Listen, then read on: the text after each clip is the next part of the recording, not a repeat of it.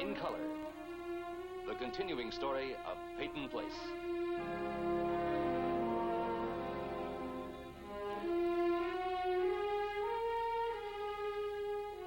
Starring Dorothy Malone as Constance Mackenzie, Ed Nelson as Michael Rossi, Ryan O'Neill as Rodney Harrington, Barbara Parkins as Betty Anderson, Tim O'Connor as Elliot Carson, Christopher Connolly as Norman Harrington, Patricia Morrow as Rita Harrington, James Douglas as Stephen Cord.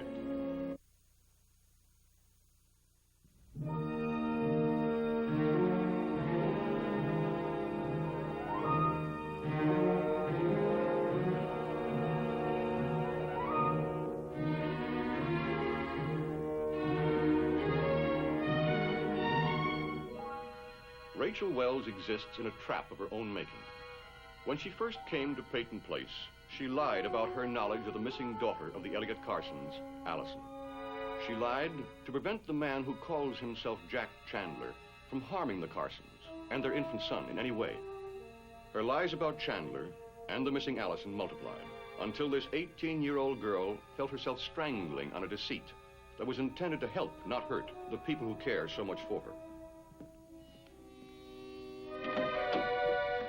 All right, Rachel.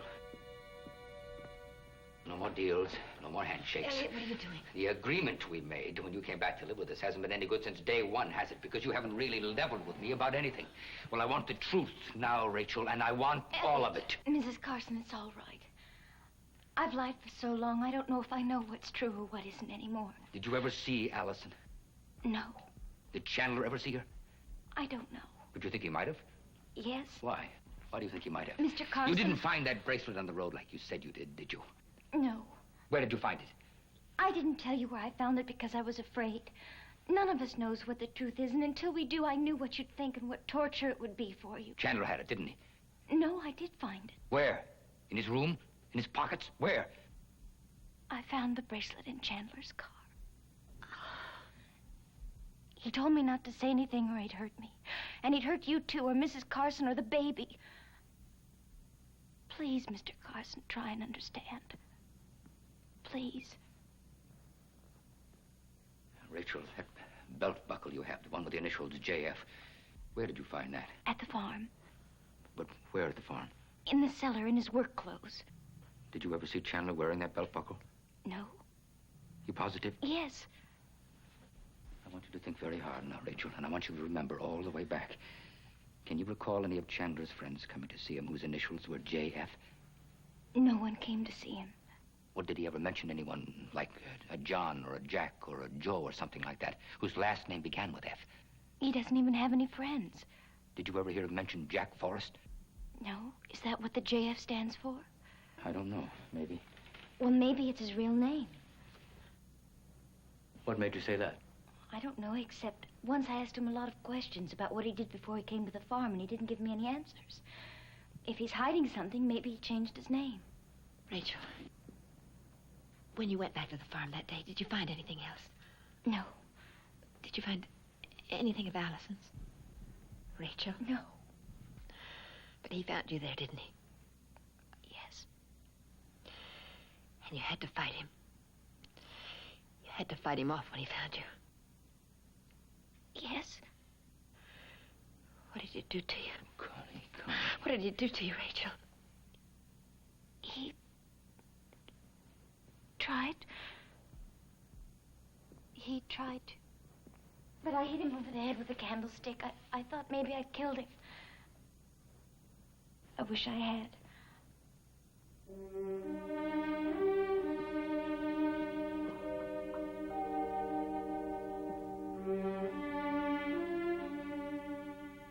I don't deserve this. I never did. You went to that farmhouse knowing that if Chandler caught you, what would happen to you. It was a very brave and a very foolish thing to do. I only wanted to help. I know it. You keep that bracelet. You've earned it forever. Handling a man like Chandler is not your job. It's mine. Elliot! Elliot! Elliot! What are you going to do? What I should have done when I first met him. Oh, no, call the police. Let them go after him. No, Connie. We don't have any real proof of anything. Chandler may have found that bracelet, or he could have... Oh, no, Elliot. I lost you once for 18 years. Don't do anything that'll take you away again. I'll be back.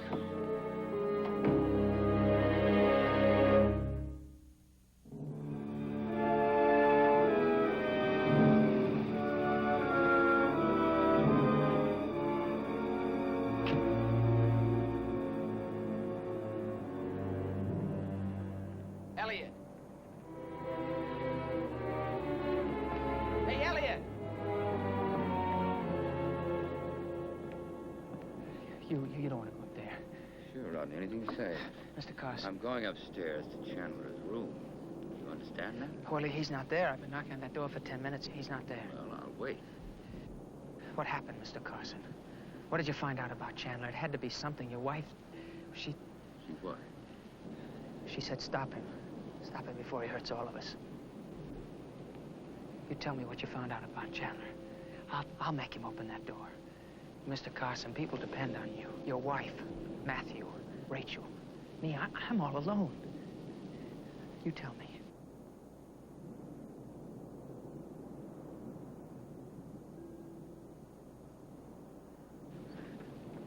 It's about Allison, isn't it? Yes, it's about Allison. Well, tell me. I can't. Or rather, I don't know. Just yet. Tell me. There's nothing to tell. Nothing.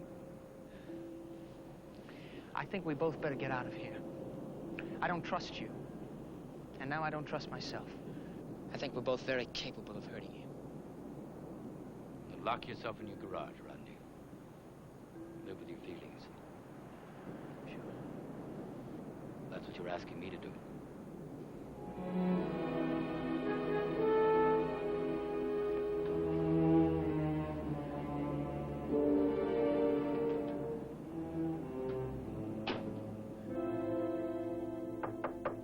Come in.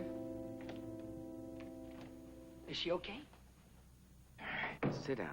What is she here for? What am I here for, then? Because I want to talk to you for a minute. Sit down. Oh, so when you haven't got anything better to do, you grab Rita, throw her in the hospital, and scare me half to death. No. What happened? Well, she passed out at Rod's garage, and he brought her here. I've been running some tests on her. And? Well, you and I haven't been completely successful in keeping her quiet and calm. Her heart's had a severe strain. It's imperative now she get rest, plenty of rest. In the hospital? Well, in a bed, if you think you can keep her in bed at home, Well, I'll tie her. Norman, listen, and when she does get up... I want her to stay in the apartment. I don't want her walking up and down those stairs. For how long? Well, 10 days or 2 weeks, depending on her progress. She's never been in jail before. Do you want me to keep her here? No. Now, look, after 2 weeks of rest, she isn't going to be completely cured. This is going to take months or even years, for that matter. Her recovery will depend completely on you. What do you want me to do? Well, it's important she doesn't get excited. For any reason. If she does, she'll find herself back here in the hospital, or even worse. Okay. Okay? Look, do you fully understand me? I'd like to see her now, Doctor. I want you to realize what this means to you two and to your marriage. I think I do. From now on, it's not going to be normal. Spell it out, Doctor. You can't touch her. For a long time. What room is she in? 116.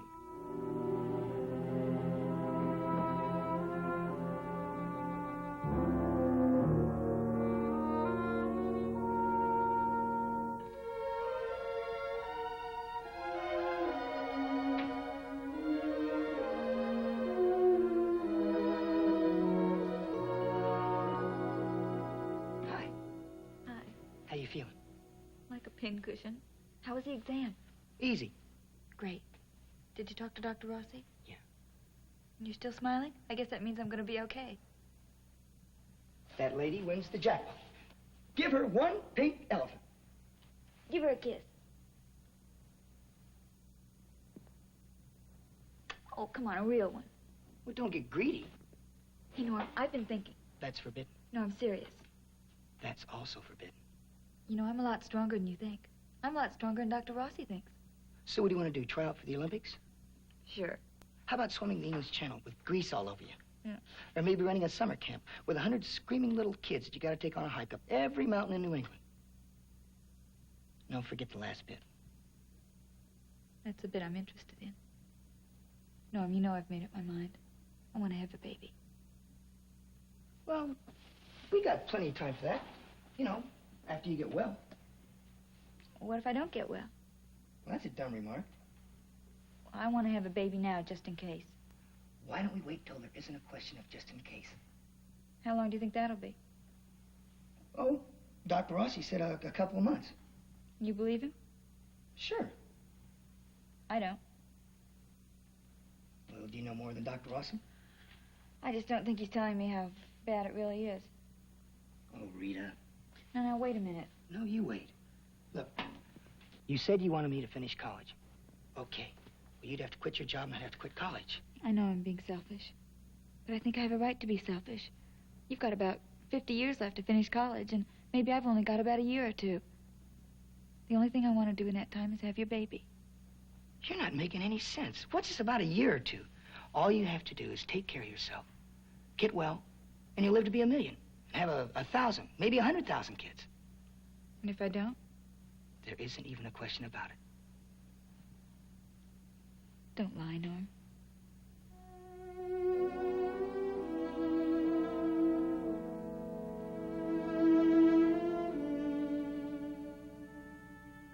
Come on now, you don't have to be so gloomy. You don't have to be so cheerful. Why not? This is the first thing I've decided to do that I'm absolutely sure is right since I married you. And if something happens, Mother would take it. It wouldn't be any trouble for you. You've got all the answers, don't you? I think so.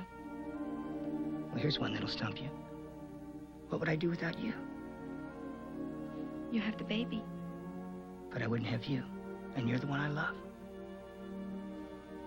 Lots of people die, Norm. The ones that are left adjust. They have to. And if they can't? Don't worry about that. Well? Well, what? Well, can I? No.